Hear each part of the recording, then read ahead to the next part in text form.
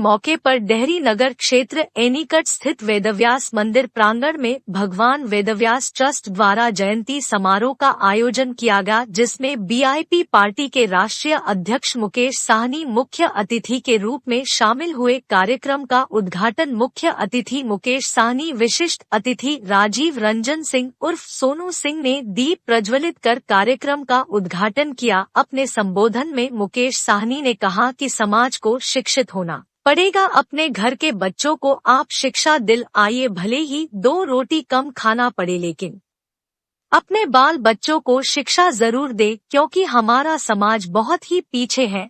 अगर शिक्षा नहीं होगी तो समाज कभी आगे नहीं बढ़ेगा। शिक्षा से ही समाज और देश की उन्नति होगा।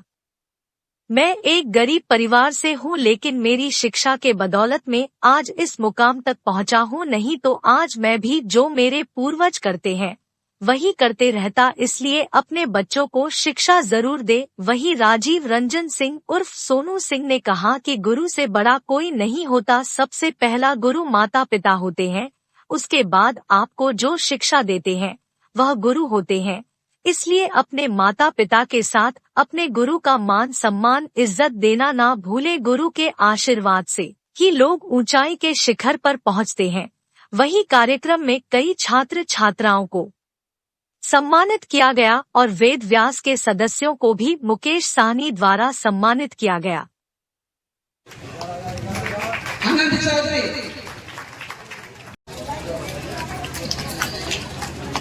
हमारे बीच उपस्थित हैं मुन्नालाल दशहरा जी, राजकुमार जी दरिया, स्वागत करेंगे सोनू सिंह का। राजकुमार जी दरिया,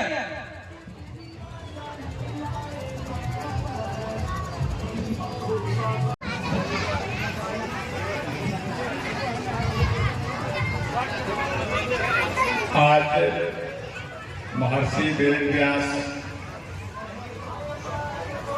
जयंती सह पूजन समारोह में आए हुए सभी आगंतुक गण को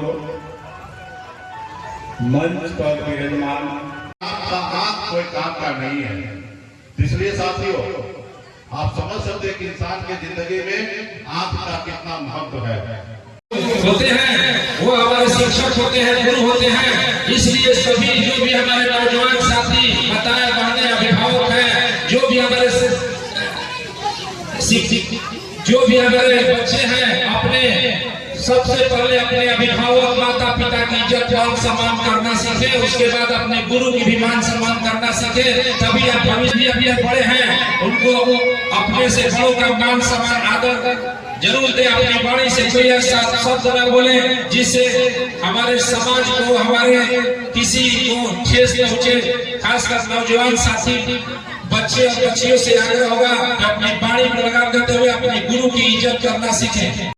तो आपके आने वाला पीढ़ी को थोड़ा कम करना पड़ेगा संघर्ष, आने वाला पीढ़ी को इससे ज्यादा संघर्ष करना पड़ेगा। तो इसलिए संघर्ष करना है और अपने बच्चे को पढ़ा लिखा के काबिल बनाना है। आज मैं एक गरीब मछुआरा परिवार में जन्म लिया। दादाजी पिताजी सब मछली मारते थे, लेकिन आज मैं इस पिता के आशीर्वाद से और 2-4 किताब में पढ़ा, शिक्षा ग्रहण हुआ। बिहार से जब मुंबई गया तो वहां पे भी अच्छे सूझबूझ से, होश हवास से वहां पे भी मैंने झंडा गाड़ा। और जब मैं बिहार लौट के आया तो यहाँ पे भी अच्छे सूझबूझ से आज मैं आपके बीच में मैं खड़ा हूं। साथियों, इस संसार में शिक्षा न होना, जैसे लिखाई करे, एक रोटी कम खाए परिवार, लेकिन बच्चे को पढ़ाए लिखाए, इस काम में लगे हैं। बाकी देश की राजनीति में जिसको जनता पे भरोसा नहीं है, जिसको संविधान पे भरोसा नहीं है, वो लोग इसी तरीके से करेंगे, तोड़ फोड़ दुनियादारी करेंगे।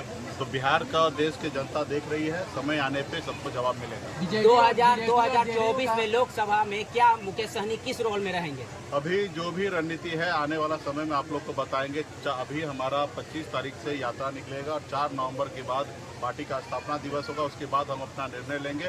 देश हित में लेंगे, देश के युवा के हित में लेंगे, देश के किसान के हित में लेंगे, देश के गरीब लोगों के हित में लेंगे।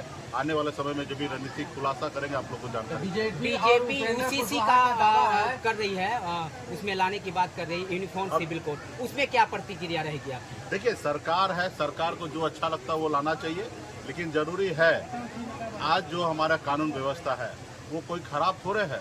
ठीक है, इस पे सुधार होने की आवश्यकता है, लेकिन जरूरी है आज देश में शिक्षा एक सामान्य करने की, जरूरी है स्वास्थ्य को सामान्य करने की, लेकिन इस पे से सरकार भटक कर ऐसे कामों में जा रहे हैं जहाँ पे जनता को कोई लेना देना नहीं है।